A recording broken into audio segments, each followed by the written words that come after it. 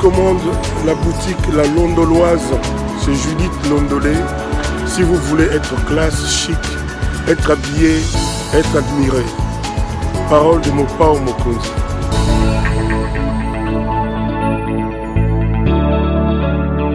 Madame, Messieurs, bonsoir et bienvenue à ce nouveau numéro de l'émission Décrit Info, magazine d'analyse d'actualité politique et sociale que nous avons lancé ici à CPL Télévision. Nous prenons des questions majeures qui retiennent l'actualité dans ces deux domaines. On les met sur la table et on tente de leur donner une forme et un sens selon nous. D'où d'ailleurs le concept évocateur de cette émission lorsque nous vous disons tous les jours que le Décrit Info, c'est le tempo de l'actu selon notre feeling.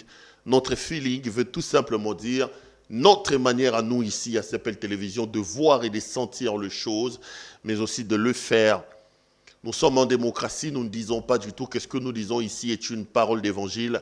Nous exposons nos propos et nos arguments en étant pris de vos critiques parce que nous restons convaincus que du choc d'idées, la lumière finit toujours par jaillir. Je voudrais vous dire, comme je l'ai fait tous les jours, grand merci de la confiance particulière que vous n'arrêtez de nous témoigner. Continuez à vous abonner comme vous êtes en train de le faire. Ça nous fait énormément plaisir et énormément de bien. Invitez aussi vos proches et vos amis à pouvoir s'abonner sur notre chaîne YouTube CPL Télévision pour avoir les informations, alors les vraies, que nous mettons à votre disposition. Appelez-nous aussi pour critiquer quand vous le pouvez.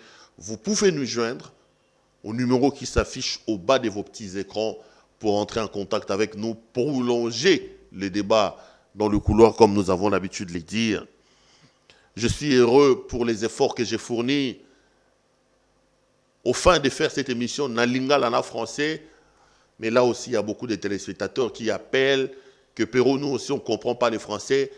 Zongara en français, Bissobeto comprend Lingala. Je suis vraiment partagé. Je ne sais pas ce que je dois faire, mais on fera de notre mieux pour alors utiliser la langue que beaucoup de gens comprendront, surtout nos téléspectateurs de l'intérieur.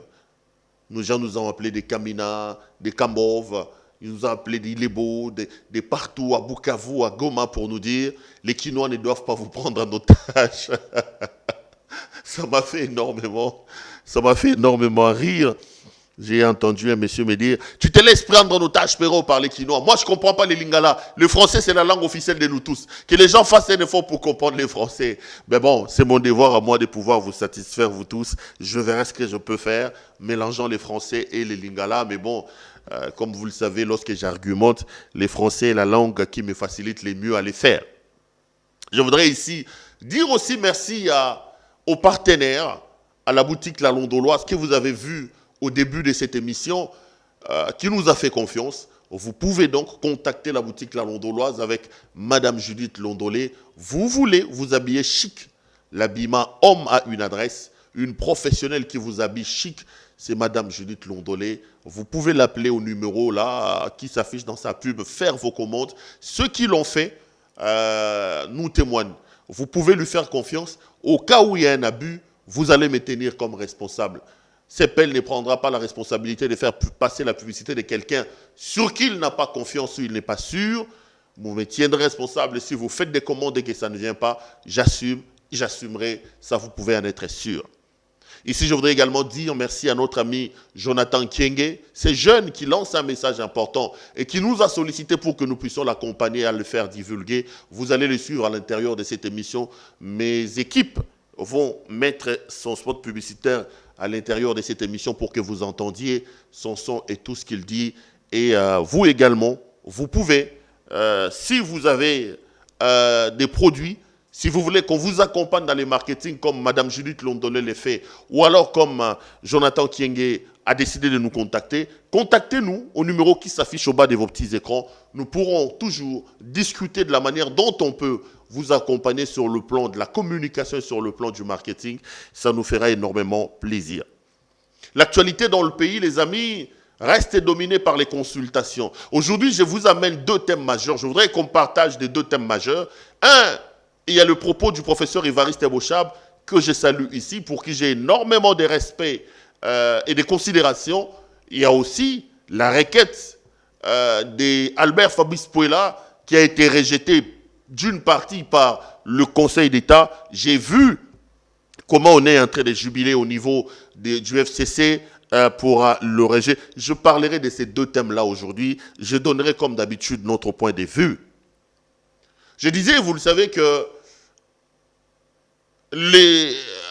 l'actualité dans le pays reste dominée par les consultations qui se poursuivent justement.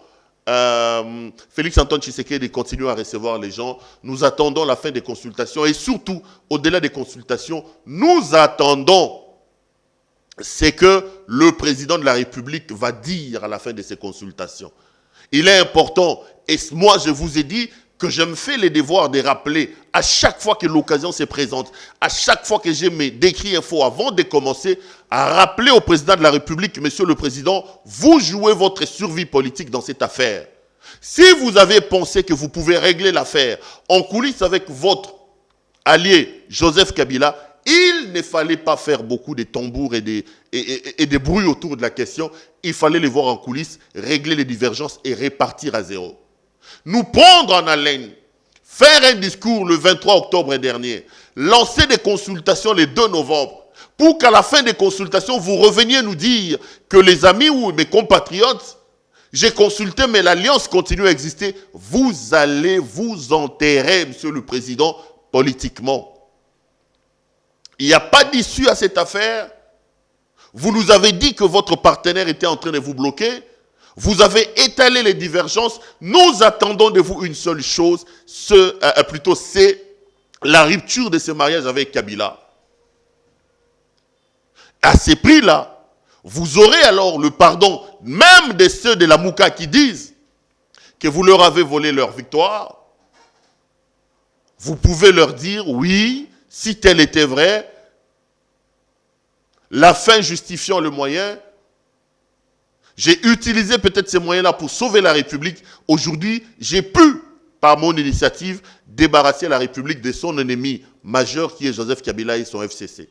Mais si le président de la République n'aboutit pas à une telle conclusion, les amis, ça sera un gros échec et le président va s'enterrer.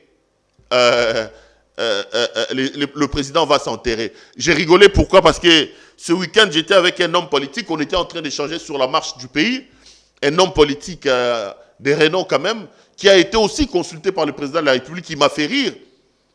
Il me dit, j'ai dit au président de la République, si vous revenez, monsieur le président de la République, avec un autre discours que ce que la population attend, vous serez en train de faire votre discours là, moi je serai au milieu du fleuve Congo, traversant vers Brazzaville, je vais vous dépiécer. Parce que ce que je vous dirai, j'ai l'impression que votre partenaire va influer sur vous pour que vous puissiez m'arrêter. Je vais aller à Brazzaville. Et c'est le sentiment que la plupart des Congolais ont. Nous attendons que le président mette fin à ce mariage contre nature avec Kabila. Parce qu'en réalité, les amis, souffrez que je vous le dise, et vous avez l'habitude de me suivre, je vous avais promis qu'à chaque décret, je reviendrai sur l'occasion. Le président de la République doit arrêter son mariage avec Kabila. Parce que lui-même nous a dit que ça ne marchait pas. Lui-même nous a dit qu'il était bloqué. Moi, je soutiens la démarche de consultation seulement dans l'hypothèse où elle aboutissait à l'anéantissement de M. Kabila. Je soutiens également cette démarche pour enlever l'argument au président de la République et à ses affidés. C'est devenu une parade. Kabila est devenu un bouc émissaire d'une certaine manière. Donnez-nous l'eau, Kabila bloque. Donnez-nous l'électricité, Sélé et le Gouli bloque. Donnez-nous ceci, tel bloc. Les amis, nous votons les présidents de la République. Nous votons les autorités pour qu'ils améliorent notre situation. Mais si c'est lui qui arrive au pouvoir, 2 ans après, les conditions sont pires qu'à l'époque de Kabila, et qu'il vous répète tout le temps que j'ai des problèmes à cause de Kabila, c'est de notre devoir, si nous voulons obtenir de lui des choses, si c'est vrai qu'il est bloqué par Kabila, de l'aider à se débarrasser de Kabila. Et ça nous permettant de lui enlever l'argument. Lorsque Kabila ne sera plus là, on va regarder le président de la République en face. Nous serons impitoyables avec lui. Parce qu'à ce moment-là, il n'aura plus de parades, il n'aura plus d'arguments pour nous dire, écoutez, chers Congolais, c'est à cause de Kabila. Kabouya, Augustin ne nous dira plus ça. Kabound ne nous dira plus ça. Même s'il ne faut pas trop croire aux hommes politiques, les mêmes Kabouya ici, le même Kabound, il nous a dit lorsqu'ils ont signé les accords que Moutou à côté, mais là-bas, accord FCC Nakash Azandoki. Et c'est le même là, les duos là, qui revient aujourd'hui pour nous dire ces gens n'aiment pas le pays, ces gens bloquent le président de la République. Comme si on était amnésique et qu'on oubliait qu'il y a quelques mois, Kabound et Kabouya nous ont dit que Kabila c'était les meilleurs partenaires. Ils nous ont fait croire, ils nous ont dit que celui qui s'opposera à ce mariage est un sorcier. Ils reviennent quelques mois plus tard pour tenir un autre discours. Là n'est pas le problème. Aidons-le à se débarrasser des Kabila. Soutenons-le et puis on leur tiendra rigueur à la fin. C'est pour ces deux raisons-là que moi j'estime que l'on doit soutenir les consultations lancées par le président de la République. J'en viens à ce pourquoi je suis venu vous voir aujourd'hui. J'ai vu la polémique enflée sur les réseaux sociaux, sur le propos tenu par le professeur Évariste Bochab, Mabounch Mabileng. Je regardais moi-même ce que le professeur a dit. Le professeur parle d'un régime primo-ministère. Il dit qu'en réalité, d'une certaine manière, je suis en train d'extrapoler, peut-être que je ne trouverai pas les mêmes mots que le professeur Bochab, que dans la constitution actuelle que nous avons, le Premier ministre a des réels pouvoirs. Et faisant une sorte de comparaison, j'ai suivi les réactions des uns et des autres, tous ils relèvent que le professeur Bochab a estimé que le Premier ministre avait plus de pouvoir lisant notre constitution que le président de la République. Le professeur Bochab a même dit dans sa déclaration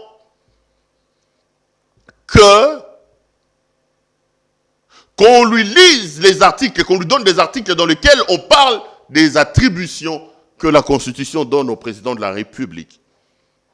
Bochab, intellectuellement, c'est un érudit. Vous pouvez tout dire, mais il faut reconnaître aux hommes leurs qualités.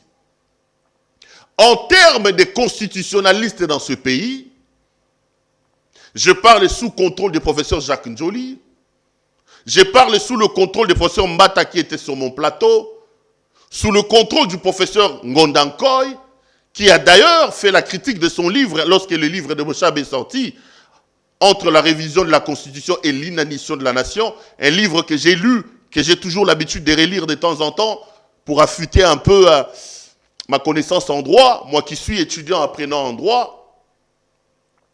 Je m'amuse bien à lire tous ces grands noms. Bochab, sur le plan scientifique, il n'y a rien à dire. C'est un érudit, un rompu en matière de droit constitutionnel. Bochab, c'est un homme qui peut avoir un mot à dire lorsqu'on parle de la Constitution. J'ai donc beaucoup de respect et d'estime pour lui. Mais le professeur Bochab, c'est aussi un politique. Parfois, il y a aussi des points de vue que l'homme émet dans sa casquette d'homme politique. J'étais ici avec le professeur Mbata et je lui ai posé une question simple. J'ai dit, cher professeur, moi je vous reproche un certain nombre de choses, que ce soit Mbata, que ce soit Njoli, que ce soit Bochab, que ce soit le professeur Ngondankoy, je cite les grands noms constitutionnalistes que je connais. Le professeur Kalouba qui est aujourd'hui au Conseil, plutôt à la Cour constitutionnelle. La situation économique a fait, à mon point de vue, que nos professeurs, d'une certaine manière, se sont vus clochardisés au point de laisser les facultés pour embrasser la carrière politique. Et ça, c'est vrai, et malheureusement, lorsque vous regardez la situation dans le pays, même ceux qui s'engagent en politique aujourd'hui, ils y vont parce que la politique est un métier qui paye mieux aujourd'hui. Vous arrivez en politique, vous avez les caisses de l'État, vous pouvez vous construire des maisons. Moi, dans ma conception des professeurs d'université, j'ai l'impression que c'est une catégorie, une élite qui devait être mise à part pour éclairer la nation. C'est vrai que nous avons eu des professeurs d'université qui sont devenus politiques à travers le monde. Mais j'ai l'impression qu'ailleurs, lorsqu'un professeur d'université, un scientifique, s'engage en politique, il prend son retrait en matière scientifique. Pourquoi ? Parce qu'en réalité, Un homme comme Évariste Bochab, un homme comme le professeur Mbata, un homme comme Jacques Njoli, comme Ngondankoy, ce sont des personnes qui devaient lever la voix sur le matière constitutionnelle comme si on était à l'église et que nous autres, on était là pour dire oui et amen. Leur prise de position en principe devait être des paroles d'évangile. Leur prise de position devait revêtir d'une autorité établie parce que c'est des savants dans ces domaines-là. Malheureusement, la dépravation dans laquelle le pays a été plongé, d'abord avec Mobutu et après avec les 18 ans, les 2 dernières décennies malheureuses que nous avons eues avec Kabila, pardonnez-moi les amis qui attendent que je parle en lingala, il me sera difficile d'aborder ces questions aussi sensibles qui touchent à la fois à la science et à la politique, de les faire en lingala. Je suis désolé, Bolimbi Samingi Bandeko, beau souffrir. Ces hommes-là ont trempé dans la politique au point où je trouve anormal qu'ils nous empêchent, nous, communs des mortels, de pouvoir contester certaines de leurs déclarations ou de leurs prises de position. Parce que désormais, leurs prises de position deviennent colorées. Le fait que nos professeurs quittent les facultés, quittent les centres de réflexion et de recherche pour pondre des réflexions pouvant nous servir de lumière, a fait qu'ils ont perdu de leur aura, perdu de leur estime et même de leur qualité de sainteté scientifique. Ngala Sekaka, quand je vois les constitutionnalistes, Likamboyo Salama, ils nous disent, dans ce pays, le problème est que Atamuta Poussou, a quoi argumenter sur le droit constitutionnel. Dans ce pays, non! Le problème, c'est que les gens qui sont censés argumenter, parler au nom du droit constitutionnel, nous leur reconnaissons cette qualité, mais nous sommes obligés d'intervenir parce qu'ils n'ont plus la neutralité exigée des scientifiques. Njoli peut parler aujourd'hui, mais c'est un homme du MLC. Peut-il argumenter scientifiquement parlant sans que sa coloration MLCienne intervienne? Il aura des problèmes avec Jean-Pierre Bemba. Il risque de prendre une position en totale contradiction avec ses idéaux des partis politiques.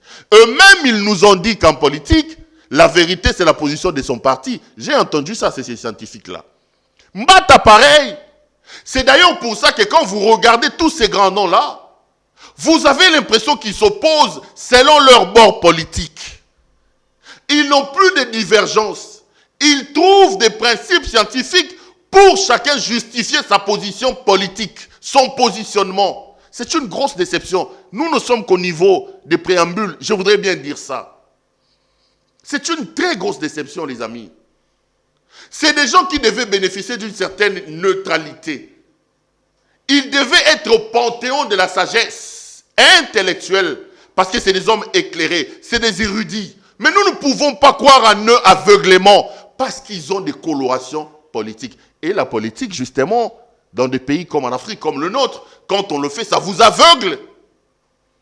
Ça fait qu'aujourd'hui, Bochab Évariste peut parler. Un agronome peut dire non, monsieur Bochab, ce que vous dites, ce n'est pas normal. Parce qu'au-delà de tout, en Bochab, on ne voit pas seulement ces hautes factures intellectuelles qu'il est, ces savants qu'il est, mais on voit aussi le PPRD, on voit Kabila. Mbata peut parler, Papi Tamba peut revenir ici, vous dire que ce que Mbata a dit c'est faux, parce qu'on connaît les accointances politiques de Mbata. Je rêve d'un pays où la politique ne devient pas une attraction. C'est bien la politique, mais le pays ne se construit pas seulement en politique. Il faut que les catégories différentes soient indépendantes. C'est la même situation que vous avez avec nous les journalistes. J'ai mal aujourd'hui d'apprendre que tel journaliste est proche de ce. Même moi, Certains ont caricaturé. Ils disent, Perrault, ce que tu dis, ceci, ceci. C'est la même situation dans laquelle on se retrouve. Du coup, vous perdez le sens de la neutralité. Ce qui fait que ce que vous dites peut amener à des contradictions. Donc, les constitutionnalistes, nos érudits constitutionnalistes et nos savants constitutionnalistes ne peuvent pas nous empêcher de pouvoir contredire ce qu'ils disent parce qu'ils sont en fond dans la politique. Je reviens sur le professeur Évariste Bochab.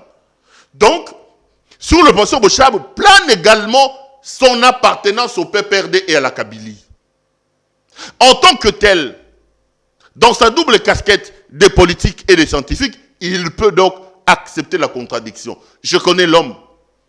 C'est un homme qui vous dit, Perrault, le jour où on enlève la contradiction dans la science n'est plus science. J'ai participé au baptême de son livre entre la révision de la Constitution et l'inanition de la nation. Avant qu'il ne prenne la parole, le choix du critique a été donné au professeur Ngondankoy. J'ai aimé la contradiction sur le plateau, sur la table. Le professeur Ngondankoy a relevé ce que lui trouvait contradictoire, ou plutôt comme questionnement sur les livres. Et Bochab était là en train de rigoler. À la fin, il a dit, c'est ça la science, justement. C'est ça la science, justement. Je reviens. Je voudrais qu'on lise quelques 2-3 articles de la Constitution. Mais avant, je vais planter les décors. Je trouve aujourd'hui inapproprié que de soulever un débat entre d'un côté le pouvoir présidentiel et de l'autre le pouvoir du Premier ministre. Je n'entre pas dans la Constitution, je reste d'abord dans la périphérie. Un président de la République est le seul Congolais, selon notre architecture électorale, à être élu au suffrage universel et qui a comme circonscription électorale l'ensemble de la République. C'est d'ailleurs pour ça que j'ai été un peu gêné lorsque par malice, Kabila arrive en 2011. Il sent la menace venir avec cette affaire de 2 tours. Parce qu'on se rappellera qu'un projet nommé TSK a été mis en branle, tout sauf Kabila. Les opposants se sont dit, ok, puisque nous n'arrivons pas à nous entendre sur la candidature unique, allons de manière disparate. Celui d'entre nous qui passera le premier tour et qui se retrouvera au second tour avec Kabila, tout le monde fera une coalition, une alliance sur lui contre Kabila. Et à l'époque, Kabila informé de la situation. Il a utilisé des gens comme les vieux Lutundu, là, Christophe. Aujourd'hui, ils sont dans la blanchisserie. Ils sont passés à l'opposition. Ils sont de la mouka, ils nous donnent des leçons. C'est bien. La politique, elle est dynamique. Je ne lui en veux pas. Mais je rappelle ici pour l'histoire que si nous sommes partis de 2 tours à 1 tour, c'était entre autres sur initiative d'un monsieur comme Lutundu, là. Ils ont d'une certaine manière volé notre souveraineté. Aujourd'hui, vous avez un président de la République qui peut être élu avec 15% des voix des Congolais. C'est à cause de Lutundu, là, notamment. Ils sont entrés dans la blanchisserie de l'opposition. Ils s'en aujourd'hui. Là n'est pas de problème. C'était une parenthèse que j'ouvrais. Le président de la République est le seul Congolais élu au suffrage universel et qui a comme circonscription électorale l'ensemble du pays. On devient président lorsqu'on remporte les faveurs du peuple congolais. Restons là. Un homme élu par l'ensemble de la République, un homme élu par l'ensemble des Congolais, peut-il être comparé avec un homme qui a été nommé? Je trouve que c'est indécent. Avant d'entrer en profondeur, je reste dans la forme. Rien qu'au niveau de la forme, soulever un débat aujourd'hui sur le pouvoir du président de la République, le mettre d'un côté, prendre le pouvoir du Premier ministre de l'autre, comparer les 2 pouvoirs, j'ai l'impression que c'est cracher sur les Congolais. C'est cracher sur l'architecture électorale en RDC. Parce qu'un président de la République est élu par la circonscription, qui est le Congo, alors que le Premier ministre, qui est l'émanation du Parlement, est un choix d'un individu il est nommé sur ordonnance présidentielle. Entre une élection et une nomination, qui est plus grand, qui est plus petit? Je pose des questions. Je trouve que c'est vraiment craché sur nous qu'aujourd'hui nous ayons un débat sur le pouvoir du président et le pouvoir du Premier ministre. Là n'est pas le problème. Je vais lire quelques articles de la Constitution, notamment qui confèrent certains pouvoirs au président de la République, et je vais comparer ça au pouvoir du Premier ministre. Je commence par l'article 69. La Constitution de la République démocratique du Congo, très bien connue par le savant Évariste Bochab, par les savants Joly Mbata et les autres, dit ceci, excusez-moi, le président de la République est le chef de l'État. Il représente la nation et il est le symbole de l'unité nationale. Il veille au respect de la Constitution. Il assure par son arbitrage le fonctionnement régulier des pouvoirs publics et des institutions ainsi que la continuité de l'État. Il est le garant de l'indépendance nationale, de l'intégrité du territorial, de la souveraineté nationale et du respect des traités et accords internationaux. C'est un pouvoir énorme. La Constitution érige un homme. La Constitution prend notre destinée. Lis ça à un homme. C'est d'ailleurs pour ça que la Constitution fait de cet individu-là. À lui seul, il est une institution. Il y a une institution qu'on appelle président de la République. Donc, Félix Antoine Tshisekedi, à lui seul, est une institution. La loi dit qu'il est le chef de l'État, le représentant de la nation, le symbole de l'unité nationale. Il assure par son arbitrage de bon fonctionnement. Il est le garant de l'indépendance. C'est des pouvoirs énormes que n'a pas le Premier ministre. Prenez l'article 82.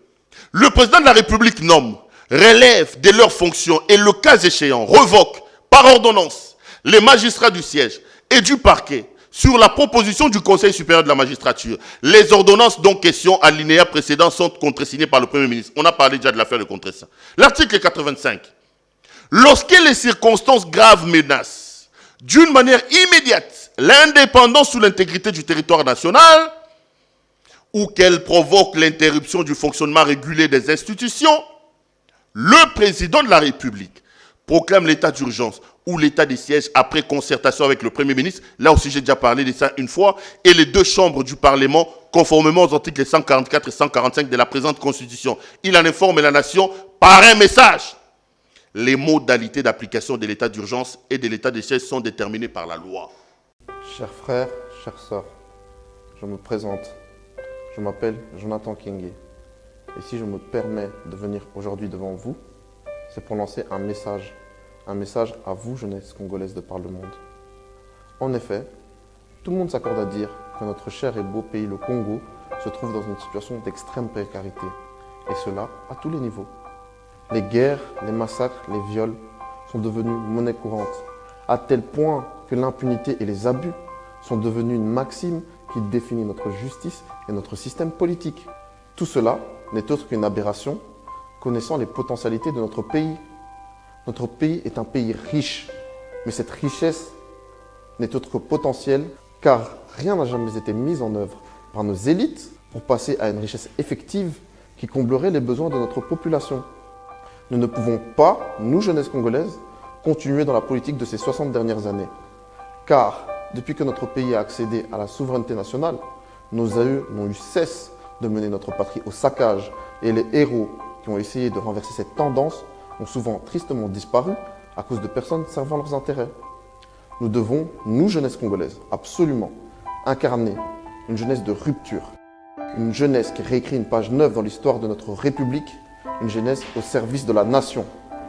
Je vous exhorte donc aujourd'hui, jeunesse congolaise, d'allier la parole aux actes et de ne pas rester dans les mêmes schémas qui seraient d'une jeunesse aux potentialités énormes, mais inactif dans le développement de sa terre-mère.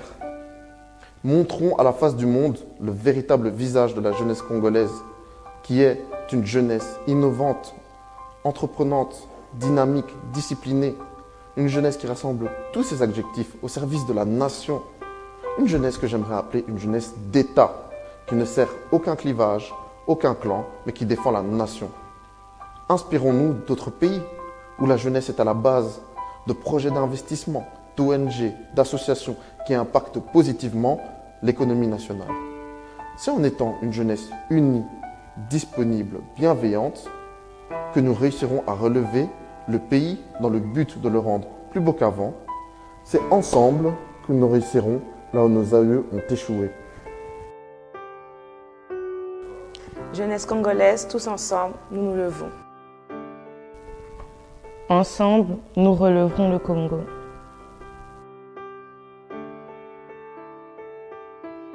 Jeunesse congolaise, Bissonioso, Totelema.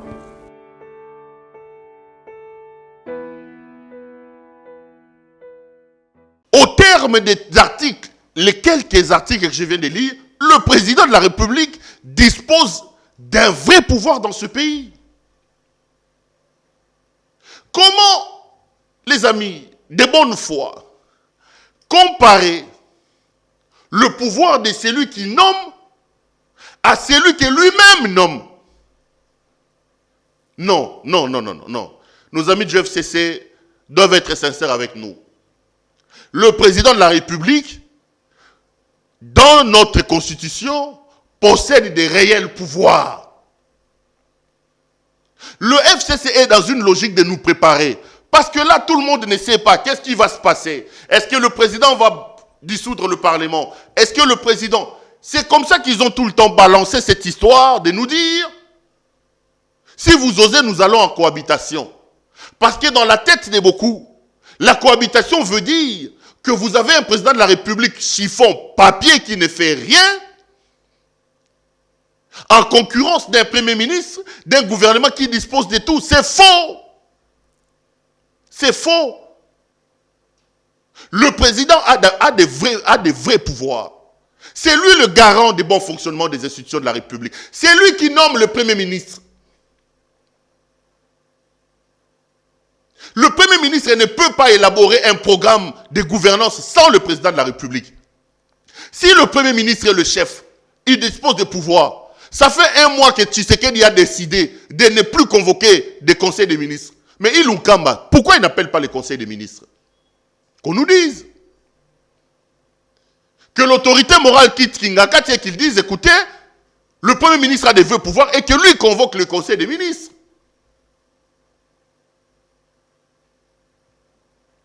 Pourquoi il ne convoque pas le Conseil des ministres? Non, non, non, non, non, les amis. Le président de la République, dans notre constitution, dispose des vrais pouvoirs. C'est lui qui nomme le Premier ministre. C'est lui qui nomme le ministre. Et même dans l'hypothèse où vous allez en cohabitation, si le gouvernement doit tomber ou le Premier ministre doit retoucher son gouvernement, il doit recueillir la signature parce que les ministres sont nommés sur ordonnance présidentielle. Faisons attention. Le Congo n'a pas un régime parlementaire. Nous ne sommes pas en Grande-Bretagne ici.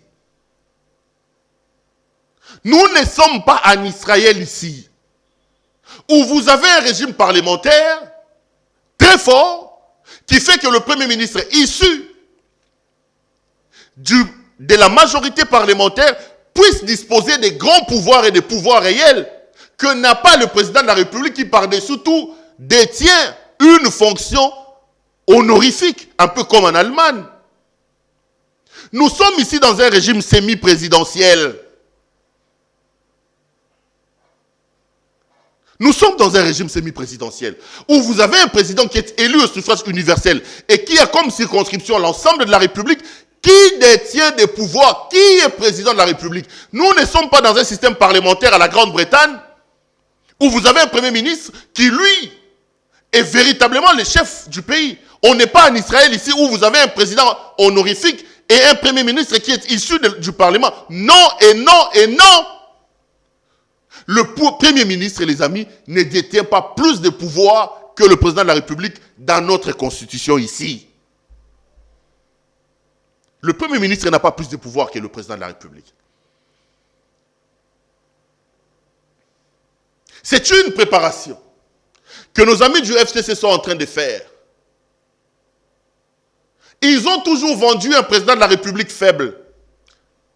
Si le Premier ministre avait plus de pouvoir que le président, je voudrais ici rappeler quelques faits historiques pour montrer à nos amis que nous ne sommes pas amnésiques. Mouzito qui insulte les gens ici, Mouzito, en son temps, on lui a ravi la signature. Il était Premier ministre, mais il n'avait plus le droit de signature. S'il avait plus de pouvoir qu'avec le président, pourquoi Kabila, à son temps, lui a demandé de ne plus signer les documents? C'est un passé très récent. Très récent. Non. Ne laissons pas nos amis du FCC nous faire croire qu'ils ont un Premier ministre qui, lui, est puissant, excusez-moi, qui détient des vrais pouvoirs et que le président n'en a pas. C'est faux. La Constitution ne dépouille pas le président de la République de ses fonctions, ne dépouille pas le président de ses pouvoirs. Le président a des pouvoirs que le Premier ministre n'a pas. Le président est une institution alors que le Premier ministre n'est qu'un membre d'une institution.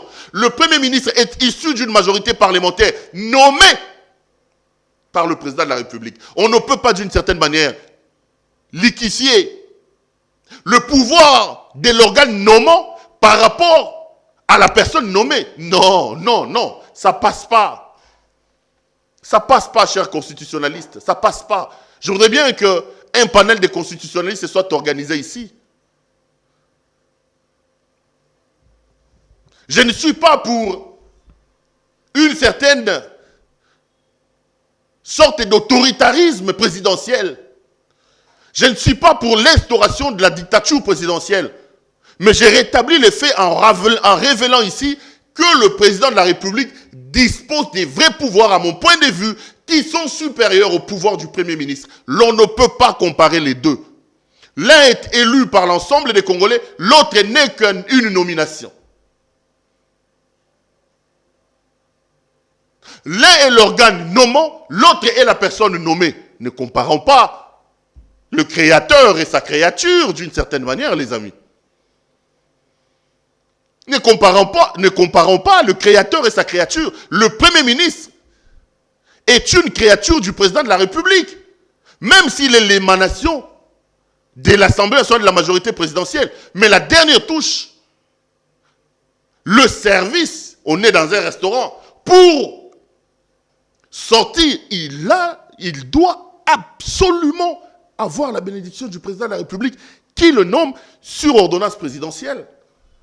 De là à nous ramener un débat pour nous présenter un président de la République faible, concurrentiellement à un Premier ministre fort, je trouve qu'il s'agit tout simplement d'une manœuvre politicienne pour nous préparer à un coup politique qui certainement est en train de se préparer dans le laboratoire du FCC. Voilà ce que je voulais dire avec énormément de respect sur ce qu'est le professeur Évariste Bochab, qui a tellement de compétences intellectuelles que je ne remets pas en cause ici et pour qui j'ai énormément de respect et d'admiration. Un autre sujet, les amis, c'est la requête de Pouella. J'ai vu les réseaux sociaux s'enflammer, les gens en train d'applaudir. Moi-même, ici, il y a 2-3 jours, je vous ai dit, tic-tac, Mabunda va tomber.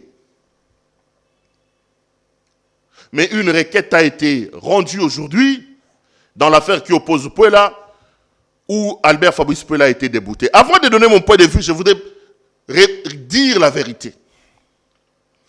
Pouella a accusé Jeannine Mabunda pour violation de l'article 139 des règlements d'ordre intérieur de l'Assemblée nationale, qui stipule que le bureau de la Chambre basse du Parlement est astreint à présenter le rapport de la session budgétaire au cours de la session qui s'ouvre.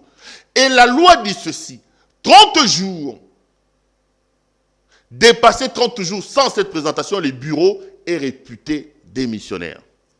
Pouella a écrit au mois de juillet pour dire à Jeannine Mabunda, présentez votre démission. Parce que vous n'avez pas présenté les rapports financiers.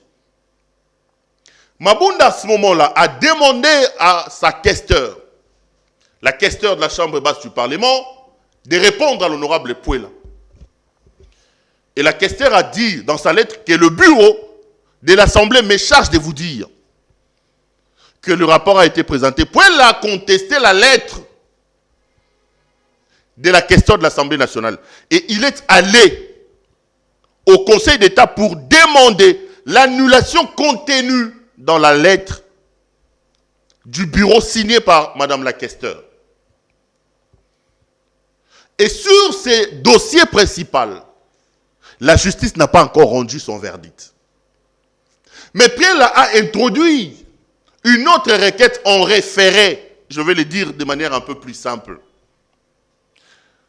Il y a une action principale portant à obtenir l'annulation du bureau de l'Assemblée nationale.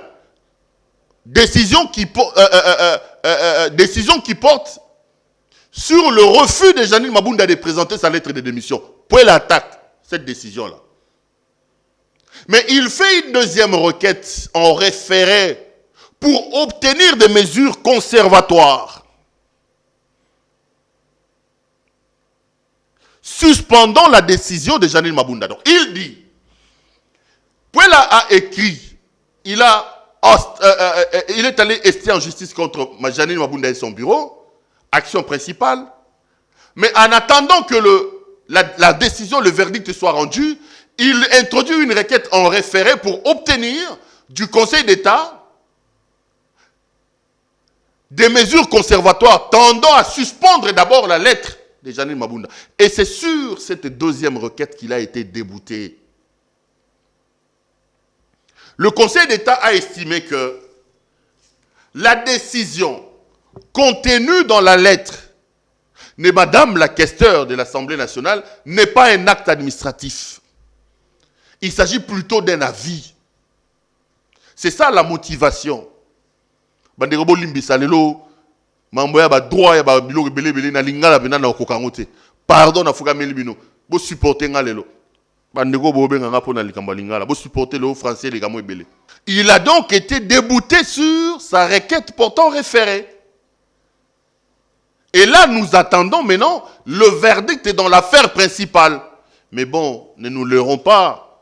Les juristes nous disent que cette décision prise dans la requête sur les référés peut également avoir des conséquences sur l'action principale. Donc, Pouel risque également d'être débouté sur cette question-là. C'est une grosse déception pour moi. Et ici, je me pose la question, tout en prêchant pour l'indépendance de la justice et sur nos amis du cash, sur ceux qui sont autour du président de la République. Sont-ils en train de faire la politique ou sont-ils en train de rêver? Je sais que les puristes vont me dire, Perrault, qu'est-ce que tu voulais? Que le président de la République intervienne sur la justice, qu'il influe sur la justice. Je vais un peu marcher sur les œufs, les amis. Albert Fabrice Pouel a-t-il obtenu le soutien? J'ai vu qu'on lui a dit qu'il a bouffé l'argent, tralala, tralala. C'est un ami. Hein. Pouel, c'est un grand ami à moi. Je peux vous rassurer que c'est faux. Si Pouel avait bouffé l'argent de Félix dans cette affaire, j'aurais été informé. C'est un homme qui a sa conscience tranquille. J'ai des divergences sur un certain nombre de points avec lui. Je le supporte comme ami, il me supporte comme ami. Mais je peux vous assurer que dans cette affaire, Pouel n'a pas bouffé l'argent comme j'ai vu Papi Tamba et les autres en train de claironner à gauche et à droite. Et c'est là d'ailleurs que je condamne le président de la République. C'est là d'ailleurs que je condamne les gens du cash. Non pas en leur demandant d'aller influer sur la justice, mais un simple soutien à Fabrice Pouel. Comment nos amis arrivent au pouvoir et oublient que le pouvoir c'est la haute politique? Pouel leur a tendu la perche. Même s'il devait être débouté en justice, mais il devait en coulisses avoir le soutien du cash. Parce que dans son combat d'anéantir plutôt Joseph Kabila, avoir la tête de Janine Mabunda aurait été une grande victoire pour Félix Antoine Tshisekedi. Mais les gens sont en train de rêver. Les gens sont en train de rêver. Aucun contact, aucun soutien à Fabrice Pouel. Peut-être que si le cash avait bien fait les choses, il pouvait dire à Pouel, nous vous donnons des juristes. Ça, si on va comme ça ne peut pas marcher. Allons dans ce sens. On les attend à la fin des consultations. On attend le président de la République. La politique, c'est un jeu d'échecs, plutôt d'échecs, où on ne se fait pas des cadeaux, messieurs. La politique, ce n'est pas un monde d'enfants de cœur. Le cash doit comprendre ça. Donner des coups quand il faut donner. Être impitoyable. C'est ça la politique. Pouela vous a donné l'occasion d'en finir avec Mabunda. Mais vous ne lui avez pas apporté de soutien. Je ne parle pas du soutien en termes d'aller influer sur le Conseil d'État. Un soutien même juridique en mettant en place une équipe même en coulisses. Des bons juristes pour réfléchir autour de la question. Mais non, Bafandi Nabango. Bafandi.